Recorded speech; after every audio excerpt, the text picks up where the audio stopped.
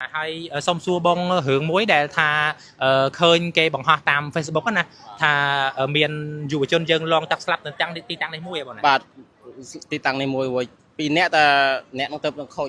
ពីថ្ងៃហ្នឹងខូចម្សិលមួយទៀត khôi bữa sau muối បាទ tiền វាចូលក្នុងសួត cho không suốt nè បាទ hay pe đại long tắc nắng từ bố slap muối hai bữa tao mau nè nè từ chui nó slap muối tiền chăng để mày đại ស្លាប់មួយទៀត slap muối tiền chắc là slap từng pì ហ្នឹងហើយ ជំរាបសួរបងម៉ែបងប្អូនទាំងអស់គ្នាពេលនេះខ្ញុំបាទស្ថិតនៅក្នុងភូមិថ្មពេជ្រឃុំថ្មពេជ្រជំរាបសួរបងប្រុសបាទបងឈ្មោះអីដែរបង ហាន់តាន បាទហើយបងអ្នកសុកភូមិខាងណាវិញ នៅខាងឈើទៀល ខាងឈើទៀលហ៎ បាទ ហើយសប្តាហ៍ថ្ងៃបងជាអ្នករត់ទូកដរនៅទីតាំងនេះផ្ទាល់ហ៎បង បាទបាទ ហើយរត់ទូកដរហ្នឹងចាប់ពីថ្ងៃណាមកដែរយូរប៉ុន្មានថ្ងៃ បាទ ហើយ ជា8ថ្ងៃហ្នឹងហើយ 8ថ្ងៃកណ្ដាល បាទស្អែកផាច់ផុត បាទហើយសុំសួរបងរឿងមួយដែលថាឃើញគេបង្ហោះតាម Facebook ណាថាមានយុវជនយើងឡងទឹកស្លាប់នៅតាំងទីតាំងនេះមួយហ៎បងណា បាទទីតាំងនេះមួយពីរអ្នកតែអ្នកនឹងទៅខូចពីថ្ងៃហ្នឹងខូចម្សិលមួយទៀត ខូចម្សិលមួយ បា ទៀ ទ ត វាចូលក្នុងសួត ចូលក្នុងសួនណា បាទ ហើយពេលដែលឡងទឹកហ្នឹងដំបូងស្លាប់មួយហើយបន្ទាប់មកអ្នកទៅជួយហ្នឹងស្លាប់មួយទៀតអញ្ចឹងដែរមិនដែរ ស្លាប់មួយទៀត ស្លាប់មួយទៀតអញ្ចឹងទៅស្លាប់ទាំងពីរ ហ្នឹងហើយ បងសុំទៅរៀបរាប់តាណាដើមតងរឿងតាណាដើមតងហ្នឹងវាយ៉ាងម៉េចដែរបងពីមុនមក ឬគេថាឈោខ្ញុំអត់ឃើញច្បាស់ដែរគ្រាន់តែអ្នកចិត្តនឹងប្រាប់ថាវាចូលលេងនោះគាត់ថាវាអល់ទៅ ល្អទៅដែរ បាទវាអល់ទៅ ឈរលេងហ្នឹងឈរលេងទីតាំងមួយណាដែរ បាទវាកន្លែងនេះវាខាងនោះលូបន្តិចវិញ ខាងនោះលូហ៎ បាទកន្លែងស្លាប់នោះកន្លែងមកគុំចង់គេបោះ ហ្នឹងហូរទៅដល់ហ្នឹង បាទ អូទៅអត់មានដោយសារមនុស្សនៅច្រើនដែរ ចង់និយាយថាថ្ងៃហ្នឹងវាមនុស្សច្រើនតែវាអស់ទូកនៅតែមួយហើយដាក់ម៉ូតូពេញហ្មងដាក់ម៉ូតូពេញគេអត់ហ៊ានទៅជួយទៅខ្លាចវាប៉ះពាល់តាមគេទឹកហូរខ្លាំង បាទទឹកហូរខ្លាំងដែរហើយដល់ពេលគាត់នឹងស្លាប់នឹងទាំងខោទាំងពីរនេះឬក៏មិនដែរ បាទផងពីរអ្នក ខោទាំងពីរនេះដែរតែម្នាក់ទៀតទៅដល់ពេលនេះមើលអត់ជាបងណា ខ្ញុំអត់ដឹងដែរដឹងតែគាត់ខ្ញុំទៅដឹងពីគេថាលឺស្លាប់តែគេអត់លឺមកថាគេអត់នៅទៅពេទ្យខ្ញុំអត់ដឹងដែរហ្នឹងគ្រាន់តែខ្ញុំលឺមកថាស្លាប់បាត់ហើយម្នាក់ទៀតហ្នឹង បាទហើយណា បាទ តែស្លាប់នឹងបងប្អូនខាងយើងអ៊ីស្លាមនឹងឬក៏បងប្អូនខាង និយាយអស់ទៅពីរអ្នកហ្នឹងលឺថាបងប្អូន បងប្អូនយើង បាទបងប្អូនហ្នឹងបាទ ហើយសុំសួរតេតងទៅនឹងការរត់ទូកដរជាបងប្រចាំថ្ងៃនេះចំណូលមកបានលុយច្រើនទេគួរសមទេមួយថ្ងៃ បាទបាន3 4ម៉ឺនដែរមួយថ្ងៃ មួយថ្ងៃបាន3 40000ដែរ បាទ ហើយមនុស្សមួយទូកមនុស្សមួយម៉ូតូមួយបើចង់យកបើចង់ឆ្លងទៅយកប្រហែលដែរ តោមួយមុនគេយកតែ3000តែឥឡូវគេឲ្យដាក់តែ2ចាញ់គេឲ្យដាក់យក5000វិញណា 5000ណា បាទ បាទម៉ូតូមួយមនុស្សមួយ5000ណា បាទ បាទព្រោះអី មុននេះ យើងពីចេញលឿនណា បាទមុនគេដាក់ពេញណា អូ ដាក់ពេញទៅខ្លាចគ្រោះថ្នាក់ទៅអញ្ចឹងគេឲ្យដាក់តែ2 បាទ យើងរៀបចំគ្នាយើងឲ្យដាក់2 2ហ៎ បាទ តែសុំ ហើយស្ថានភាពទឹកឥឡូវនេះយើងអាចឆ្លងបន្តទៅមុខទៀតបានដែរឬក៏មិន វា បានទេ ឆ្លងបានតែយប់ហ្នឹងស្អែកភ័យជីបានណា បាទ ថ្ងៃហ្នឹងវាជីបានមួយ ជាបាន ក្នុង មួយ រាជ មួយ បាទ ហើយបងមកនេះពេលវេលាដែលសម្រាប់ថាពីព្រឹករហូតមកដល់ល្ងាចពេលល្ងាចហ្នឹងយើងឆ្លងដល់ប្រហែលដែរ តែជាបើថាទឹកនៅគេអត់ហ៊ានជិះយើងឆ្លងភ័យទល់ផ្លូវបាទរហងៃមក ហ្នឹងតោះ បាទអ្នកដេកគេដេកហ្នឹងអ្នកដេកចាំទូក អូ បាទមាន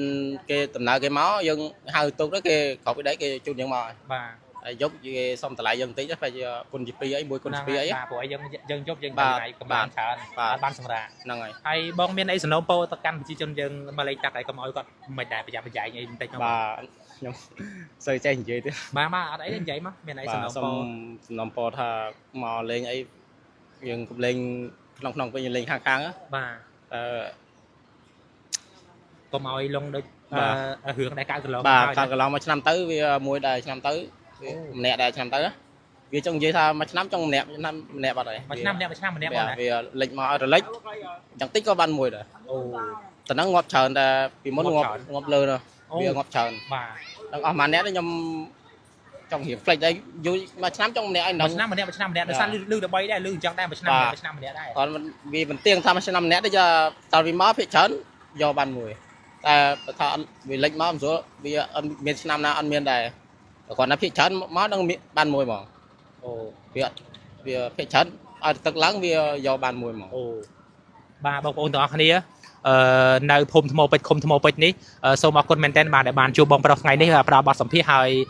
ទីតាំងនេះជាទីតាំងដែលបងប្អូនយើងមកលេងច្រើនមែនទែនមួយរយៈមុននឹងឃើញថាល្បីកកកមែនទែនមកលេងទីតាំងនេះអញ្ចឹងសូមបងប្អូនប្រុងប្រយ័ត្នឲ្យបានខ្ពស់បាទដោយសារតែទឹកឡើងមានខ្យល់គួចមានខ្យល់អីទឹកគួចទឹកអីបាទណា វាហូរខ្លាំង បាទទឹកហូរខ្លាំង បាទអញ្ចឹងសូមអរគុណបងប្រុសបាទសូមអរគុណបងប្អូនទាំងអស់គ្នាសម្រាប់ការទស្សនាវីដេអូមួយនេះហើយកុំភ្លេចជួយ like comment share ដើម្បីទទួលបានវីដេអូថ្មីៗពីខ្ញុំបាទបន្តទៀតបាទសូមអរគុណបាទ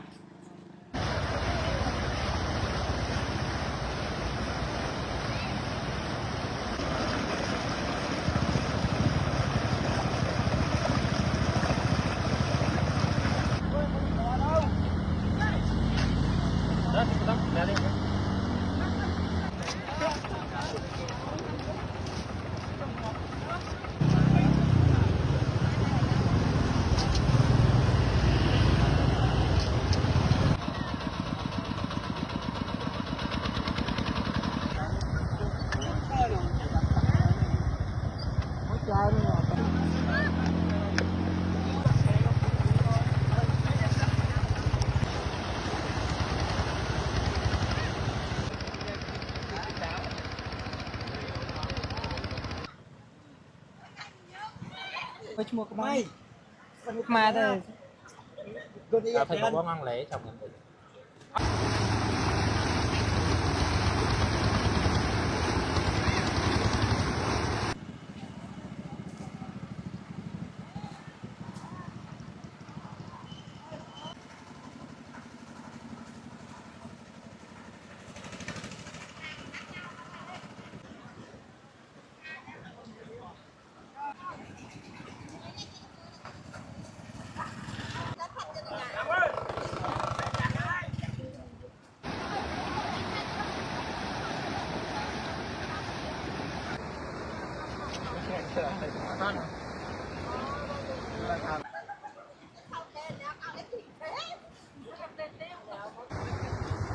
em không tự ngại